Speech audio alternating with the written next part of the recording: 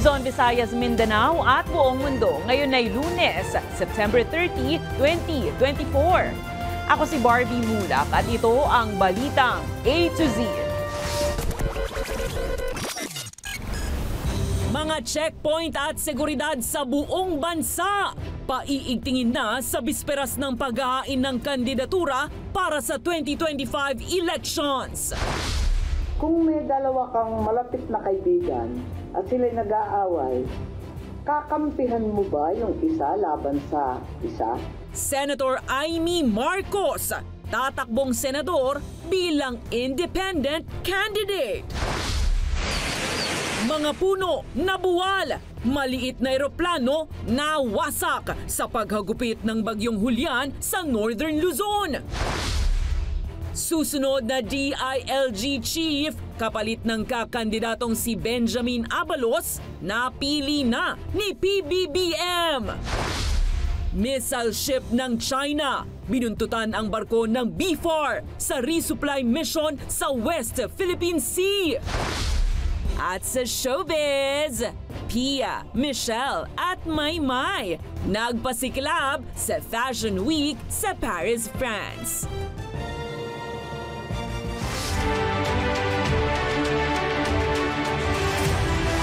Magandang gabi, pambungad sa ating newscast. Magtatalaga na ng checkpoints ang pambansang pulisya sa buong bansa. Simula yan ngayong gabi sa pag-arangkada bukas ng paghahain ng kandidatura ng mga tatakbo sa halalan sa susunod na taon. Ayon sa PNP, inaasahan na ang mainit na labanan sa pwesto, lalo na sa local level. Kaya't mahigpit na babantayan hindi lang mga kandidato, kundi pati na rin ang kanilang mga kaanak at supporters. May balitang A to Z si Kim Salinas. Dito sa Tent City sa Manila Hotel, dadagsa bukas ang mga kakandidato sa national positions katulad ng senador at party list representatives para sa pagsisimula ng paghahain ng Certificate of Candidacy o COC. Tinitiyak ng National Capital Region Police Office na mahigpit ang magiging seguridad dito. We have deployed about 500 personnel dun sa applying and or filing for the national candidacy for Senate as well as party list. No? Dun yun sa Manila Hotel. Naka-alerto rin ang buong puwersa ng NCR Police kabilang ang field training personnel hanggang October 8 ang huling araw ng COC filing. We are utilizing all of the resources of the National Capital Region for this activity. Not only the personnel, about 23,000 tayo, plus the 1,500 or 2,500 yung nag-FTP na nandyan tumutulong for visibility. Isasagawa naman sa buong bansa ang filing ng COC para sa mga lokal na posisyon katulad ng mayor, gobernador at mga councilor, kaya naman paiigtingin ang nationwide security. Ngayong gabi pa lamang po yung ating mga checkpoint operation will be intensified to make sure and in preparation also doon sa pagsisimula po ng filing of certificate of candidacy. We don't expect any security threat. Ayon sa pambansang pulisya, inaasahan na ang matinik na labanan sa pwesto sa local levels kaya't mas malawak ang pagbabantay ng PNP. Hindi na lamang po yung mga kandidato yung ating babantayan dyan. Siyempre, pati yung kanilang mga kaanak, pati yung mga kanilang supporters at gaya nga ng sinabi po natin na kapag local election, mas mainit po yan sa national election. Kaya yan po yung ating tinitignan dyan. Samantala, inilipat na ang pamumuno ng Southern Police District sa bagong pinunong si Police Brigadier General Bernard Yang. Bukod sa seguridad sa COC filing, kakaharapin din niya ang issue tungkol sa mga residente ng Makati na nalipat ang jurisdiksyon sa Taguig. Nakalatag na rin yung ating mga personnel dyan. And I know the Deputy Director for Operation of the Southern Police District has already a plan for this. A matter of fine-tuning doon sa mga plans na ilatag na ng command group. Mahigit 18 pwesto sa national at local levels ang ihahalal sa susunod na taon. Inilagay na sa mga kamay ng PNP Regional Directors sa bawat rehiyon kung itataas ang alert status sa kanilang mga nasasakupan. Para sa Balitang A to Z, Kim Salinas. Hindi Hindi tatakbo sa ilalim ng tiket ng administrasyon ang kapatid ng Pangulong Bongbong Marcos Jr. na si Senator Amy Marcos. Ito ay sa gitna ng maugong na hidwaan sa pagitan ni PBBM at dating UNITEAM running mate na si Vice President Sara Duterte. Kasama si Amy sa 12 senatorial candidates na inendorso ni PBBM sa ilalim ng pro-admin coalition na Alyansa para sa Bagong Pilipinas. Pero ayon kay Senadora Amy, ayaw niyang mailagay sa alanganin ang Pangulong Marcos habang ayaw rin daw niyang makasakit ng kaibigan. Sa kabila nito, tiniyak ni PBBM na suportado pa rin ng administrasyon ang re-election bid ng presidential sister. Kung may dalawa kang malapit na kaibigan at sila'y nag-aaway, kakampihan mo ba yung isa? Talagang sakripisyo na tumayo ng mag-isa, pero kinakailangan maging malaya at matatag. Eto nga, maraming nagsasabi noon na ako'y namamangka sa dalawang ilog. Ang ninanais ko ay ako ang daan kung saan magtatagpo ang lahat ng ilog. Tangway, ika nga.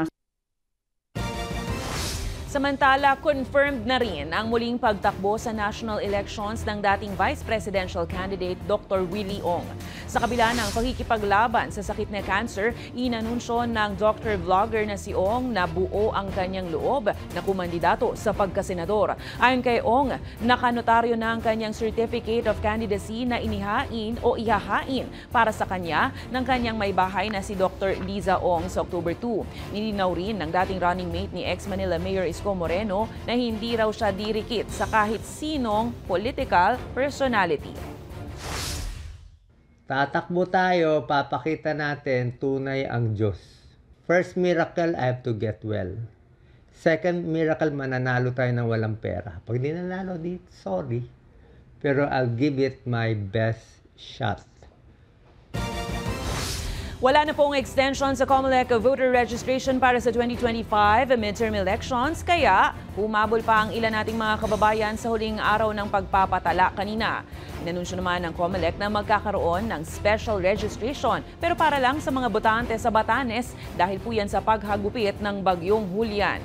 Ang balitang A to Z ni Ian Maghanoy. Sumadya sa COMELEC office sa Quezon City ang first-time voter at IT student na si Beyonce. Yan ay para humabol sa last day ng COMELEC voter registration ngayong araw, September 30, para makaboto sa 2025 midterm polls. Marami po kaming inisip ngayon, lalo na prelims po namin. So ngayon lang po kami nagkaroon ng time na pumunta po dito. Ang botante namang si Roy dahil busy sa trabaho, nag-last minute registration din. Mahirap po kasi umalis sa trabaho during weekdays So mahirap naman pag weekend. Ayon kay COMELEC Chairman George Garcia, ito na ang huling araw ng pagpaparehistro at hindi niyan i-extend pa. Nakakatuwa naman dahil humahabol yung mga kababayan natin, pero expected natin itong pagdagsana ito ng mga kababayan natin dito. Ang ating pong bilin kapag mga bandang alas 5 at meron pang mga nakapila, i-accommodate ang lahat. Pero sa Batanes, papayagan ng COMELEC na magkaroon ng special voter registration dahil naaapektuhan ang lalawigan ng paghagupit ng bagyong Julian. Pinagpapaubayan na lang natin kung kailan nila sasabihin yung continuation ng huling araw dapat ng registration sa mga lugar. Ayon sa COMELEC, sa kabuuan ay matagumpay naman ang pagpapatala ng mga botante. Naging successful po ang voter registration. Yung projection natin na halos 3 milyon ay na-accomplish naman po ng Commission on Elections. Alas 5 ng hapon ng Lunes, formal nang isinara ng COMELEC ang voter registration na magbibigay daan naman sa pagsisimula ng filing of Certificate of Candidacy ng mga kakandidato para sa halalan sa susunod na taon. Para sa Balitang A to Z, Ian Maghanoy. Patuloy ang paghagupit ng bagyong Julian sa Northern Luzon. Sa lakas ng hangin na dala ng bagyo, nagkandabuwal na ang ilang punong kahoy habang nawasak rin ang isang maliit na eroplano. Ang Balitang A to Z ni Naomi Almohano. Humahampas na hangin, naglili parang yero at katakot-takot na malakas na alon sa dagat. Iyan ang mga eksena sa paghagupit ni Bagyong Julian sa Hilagang Luzon mula pa noong linggo. Sa lakas ng hanging dala ng bagyo, nabuwalang mga punong kahoy at nawalan pa nga ng kuryente at signal ng komunikasyon ang mga kabahayan sa Cagayan. Hindi rin nakaligtas ang isang 5-seater plane sa Basco Batanes Airport na nawasak matapos tangayin mula sa pagkakatali sa dalawang truck. Sa kuhang ito mula sa Sabtang Batanes, halos lumabo na ang visibility sa lugar dahil sa pinaghalong bugso ng hangin at walang humpay na pag-uulan. Habang binaha naman ang bayan ng Uyugan sa Batanes matapos umapaw ang creek doon.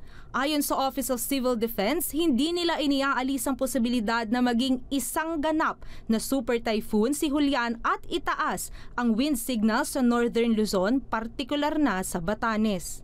Kapag po ang bagyong Julian po ay malapit pa sa Batanes na naging super typhoon po yung bagyo, ay posible pa rin po na mag-signal 5 po ang Batanes. Samantala, sa Lawag City naman, puwersahang pinalikas ng mga lokal na otoridad ang mga residenteng naninirahan malapit sa isang river dike na gumuho. Pinalikas rin ang ilang residente sa Baguio City na naapektuhan naman ng pagguho ng lupa. Meron tayong erosion, small erosion lang doon sa Irisan.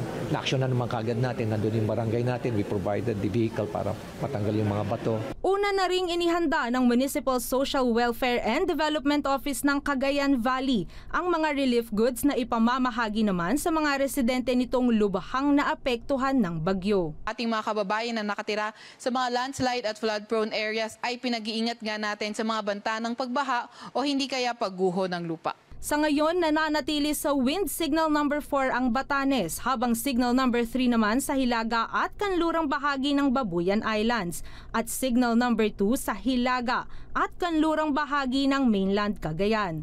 Habang suspendido naman na ang mga klase sa lahat ng antas ng pribado at pampublikong paaralan sa Batanes at Pangasinan sa Martes, October 1. Para sa Balitang A to Z, Naomi Almojano. Mga ka-A to Z, maghanda na po sa mas madalas na pag-ulan at mas malamig na panahon. Ayon kasi sa Weather Bureau Pag-asa, papunta na sa pagtatapos ang habagat season at magbibigay daan ito sa panahon ng amihan. Ang amihan po o northeast monsoon ay ang malamig na hangin na nanggagaling sa China papasok ng Pilipinas, dahilan para maging malamig ang Burr months. Paliwanag naman ng Pag-asa, sasabayan pa ito ng panahon ng La Nina na inaasahang opisyal nang magsisimula na rin bukas October 1. Epekto nito at madalas na pag-uulan at mga bagyong paparating mula po yan Oktubre hanggang Marso ng 2025. In the next couple of days or weeks, posible pong magkaroon na tayo ng transition from habagat to amihan season. Maaaring ito ay maging tinatawag na La Nina-like condition. Ang ibig sabihin lang yan, mas mataas yung mga posibilidad na magkakaroon tayo ng maraming ulan na matatanggap na posibleng manggagaling sa ating bagyo.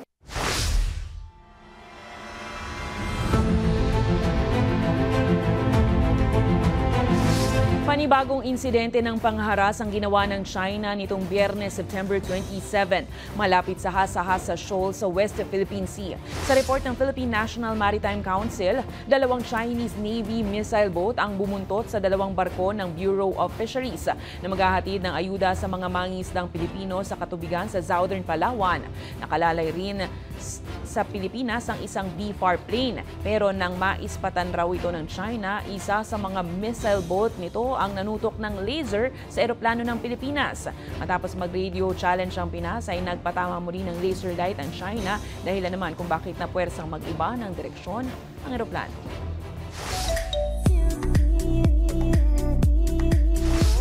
Kinoronahan at itinanghal bilang Miss Grand Philippines 2024 ang kandidata mula sa Castillejo, Zambales na si Christine Julian Opiaza.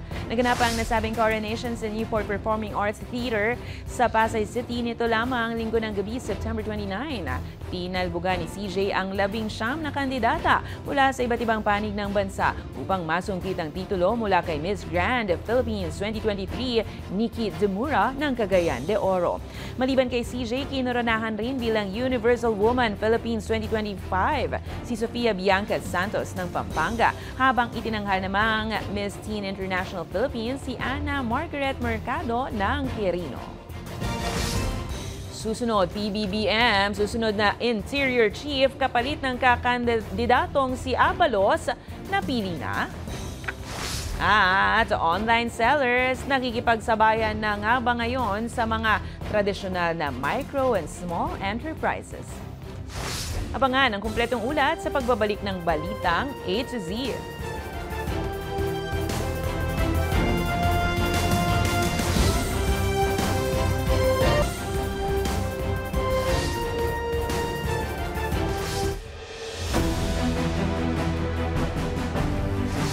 May napili na si Pangulong Ferdinand Marcos Jr. na susunod na hepe ng Department of Interior and Local Government, kapalit ni Benher Abalos na siyang kakandidato sa pagkasenador.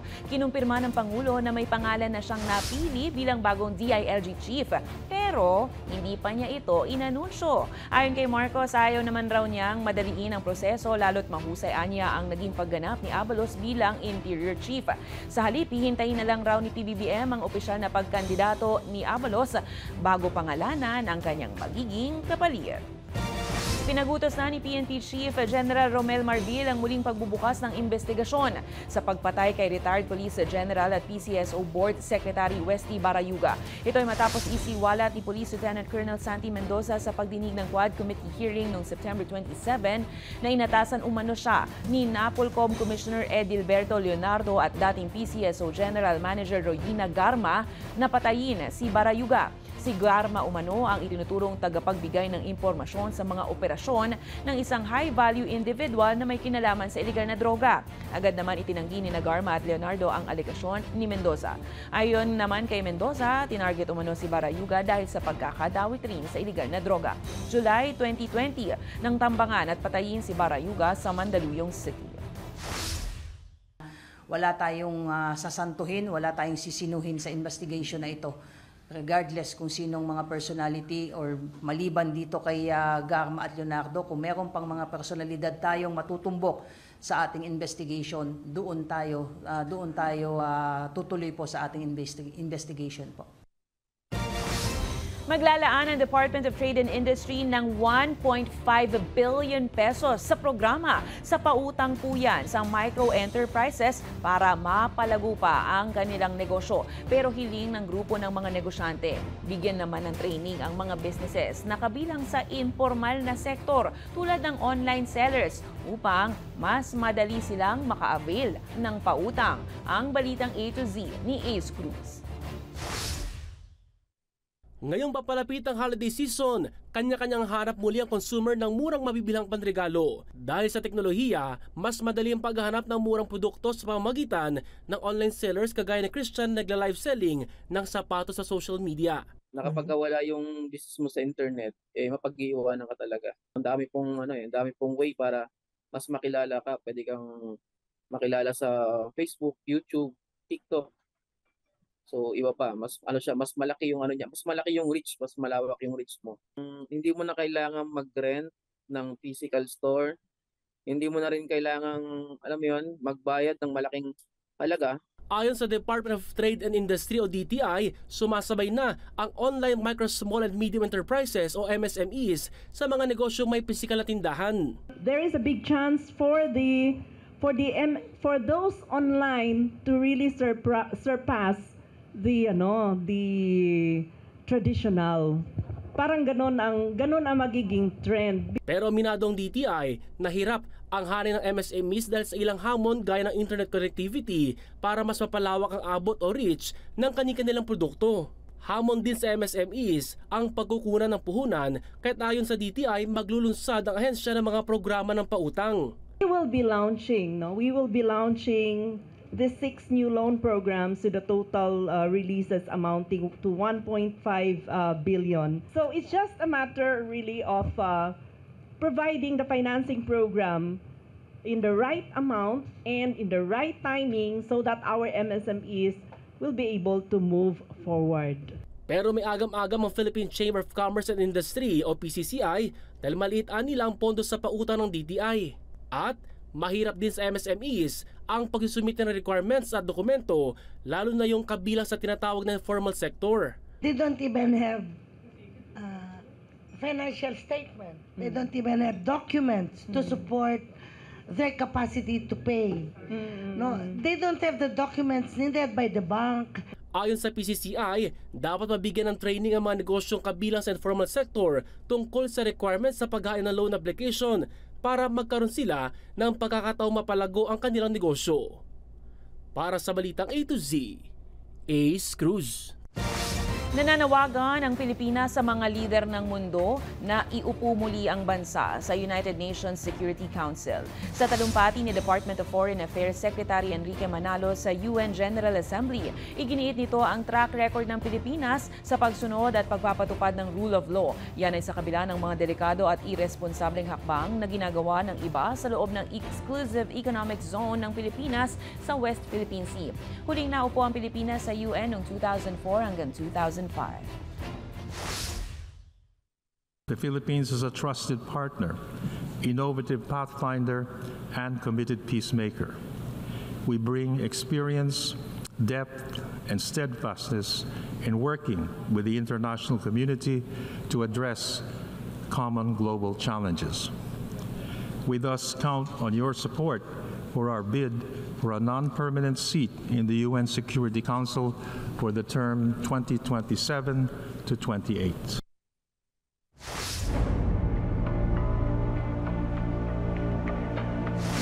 Nais mapadagdagan ni Senator Sherwin Gatchalian ang intelligence funds ng pulisya at militar. Yan ay para mapalakas ang laban kontra sa mga espiya. Ito ay matapos ilunyag ni Chinese Tycoon Xie Zhiyang o Wang Zhiyang na isa umanong espiya para sa China ang ex-mayor na si Alice Go, bagay na agad namang itinanggi ni Go. Ayon kay Gatchalian, oras na magkaroon ng sapat na pondo ang mga ito, mapoprotektahan na ang political system ng Pilipinas mula sa mga dayuhan. This needs to be validated, and at the same time, we need to also engage our intelligence establishment, our defense establishment, to see how we can curtail this type of activities in our country. And are there more spies in our country? Are there more people like this penetrating our political system and slowly climbing up the ladder? Muling naiuwi ng Pilipinas ang hindi lamang isa, kundi tig-2 gold medal sa speed track category sa katatapos lamang na Southeast Asian Open Short Track Speed Skating Trophy nitong Linggo, September 29 sa skating rink sa isang mall sa Pasay City. Wagi si Hans Matthew Bumeo sa Junior Men 500 at 1,500 meters category. Habang naiuwi rin ni Kristen Lane Fernandez ang gold medal naman mula po yan sa Junior Girls 1,000 meters sa final round. Ang naturang kompetisyon ay nilahukan ng 70 figure skaters mula sa 10 Southeast Asian countries, kabilang na ang Pilipinas. What I can say about the competition is that it was really overwhelming since it was another, I was used to this, I'm already used to this kind of environment. So hindi naman siya bago. A lot of ups and downs would that happen during the competition, and a lot of unexpected events, especially nahulog ako sa final race ko. Nanalo naman ako ng gold for 2 races. Sa aming pagbabalik sa Balitang Showbiz, Pia, Michelle at Maymay nagpasiklab sa Fashion Week sa Paris, France. Manatiling nakatuto, kayo ay nanonood ng Balitang A to Z.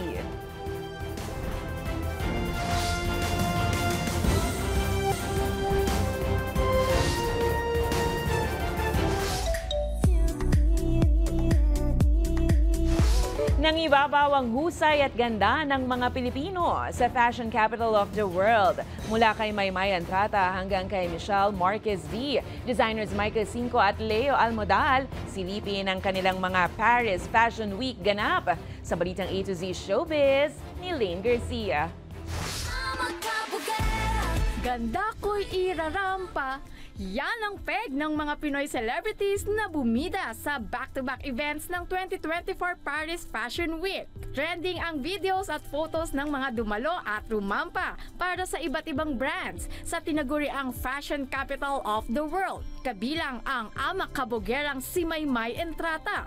Fierce look ang aktres sa catwalk, wearing her white dress na gawa ng Vietnamese designer na si Phan Huy.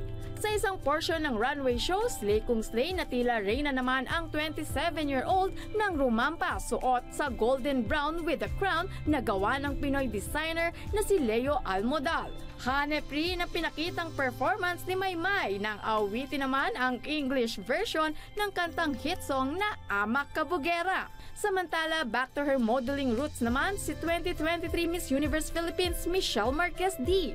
Inirampa ni MMD ang signature snake walk bilang opening model para sa fashion show ng Dubai-based Filipino designer Michael Cinco. Habang bumida naman sa finale ang mga muse ni Cinco na sina 2015 Miss Universe Pia Wurtzbach at Hayden Ko. Samantala, present din sa iba pang events sa Paris Fashion Week sina Heart Evangelista, Sara Labati at Phil-Am Miss Universe 2023 Arboni Gabriel. Fashion! Para sa balitang A to Z Showbiz, Lane Garcia.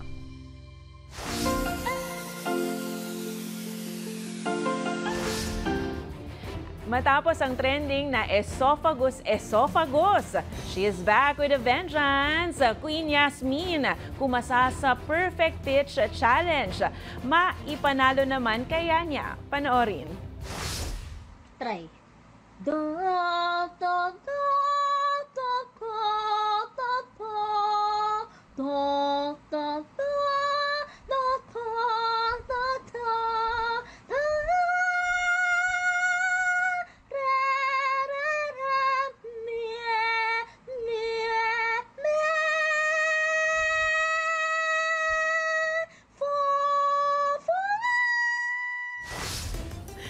Kung kayo ay may kwentong kakaiba, mga kwento ng pag-ibig, storya na inspirasyon at pag-asa, maaari nyo itong ibahagi, sumali sa ating Facebook group na Balitang A to Z. Panoorin ang replay ng ating programa at sundan ang ating social media pages, hanapin ang Balitang A to Z. Ang ating pabawang quote of the night ngayong Lunes at huling araw ng Setyembre ay mula sa ika-40 presidente ng Amerika na si Ronald Reagan. Ayon sa kanya, ang magaling na leader ay hindi yung gumagawa ng malalaking bagay, kundi iyong nakapagbibigay inspirasyon sa mga tao na gumawa ng makabuluhang bagay.